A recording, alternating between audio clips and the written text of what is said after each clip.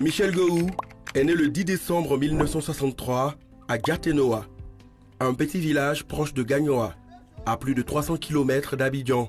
Son père et sa mère sont cultivateurs. Michel est le quatrième enfant d'une famille de 6. Dans ses jeunes années, il se distingue surtout par sa timidité. Mais il faut reconnaître que c'est quelqu'un qui était beaucoup timide. Il était beaucoup timide. Où la vieille le dépose pour aller faire ses travaux, il va passer 1 heure, 2 heures de temps là, sans dire un mot, sans pleurer, et puis il est là. Maintenant, c'est la vieille qui voit qu'il a besoin de lait, et puis il vient l'allaiter. Il ne parlait pas, il ne faisait pas parlable. Et puis il ne suit pas les gens, il n'a pas la figure serrée. Il est simple, hein? Il est simple même comme l'eau. Rapidement, le jeune Michel Gahou connaît des problèmes de santé.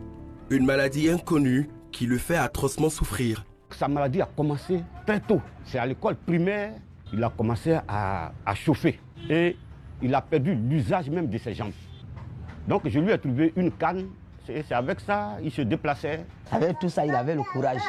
Il se forçait. Bon, à l'aide d'un bâton, il s'appuyait sur le bâton, puis il partait à l'école. Mais arrivé à un certain moment, il ne pouvait plus. S'il marche, il tombe. Face à la maladie, le jeune Gahou se renferme de plus en plus sur lui. À l'école, il reste dans son coin pour éviter à tout prix les rires moqueurs de ses camarades. Je plongeais de plus en plus dans cette timidité. Et ça ne me servait pas. Ça ne me servait pas, ça jouait contre moi, mais je n'avais pas le choix. Je voulais sortir de cette timidité, mais avec quel moyen pouvais-je le faire? Les gens se moquaient de lui, il y a les élèves qui se moquaient de lui aussi. Donc avec tout ça là, on a parlé aux parents, bon c'est comme ça, il n'a qu'à arrêter l'école, parce que c'est pas bon. Il ne peut pas.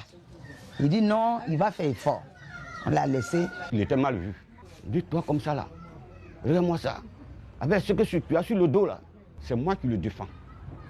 Voilà pourquoi il est tout le temps avec moi. Ses amis se promènent, ils jouent au ballon, mais lui, il est toujours collé à moi. Mes amis me voyaient comme un monstre. Ils me voyaient comme un sorcier. D'autres me voyaient dans un angle vraiment pas du tout agréable. Et on me le disait directement. Hein. On me le disait en face. Ils venaient, ils me crachent ça au visage. Peu importe l'effet que ça va avoir sur moi, mais ils me le crachaient directement. Et ça ne m'aidait pas du tout. Ça m'aidait, ça me poussait au contraire dans cette timidité qui ne faisait que s'agrandir, qui ne faisait que m'enfoncer, qui ne faisait que m'envelopper de jour en jour. Je m'en souviens comme si c'était hier encore. C'est vrai que ça fait plus de 40 ans maintenant, mais quand j'y pense, c'est comme si c'était hier. Mais un instituteur conscient de la situation pousse Gahou à faire une activité qui va changer sa vie.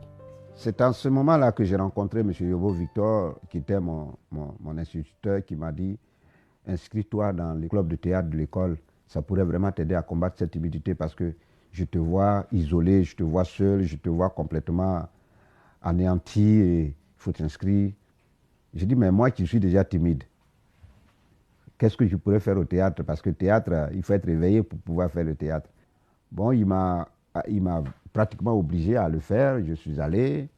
C'est le jour du rendu. Quand j'ai vu l'engouement qu'il y avait autour de moi, avec les appréciations et tout, je me suis dit, ah, ça, avec ce métier, peut-être que je peux bien vivre ma vie. Avec ce métier, je peux combattre ma timidité. Avec ce métier, je peux me rapprocher des autres. Avec ce métier, peut-être que je peux avoir l'estime des gens.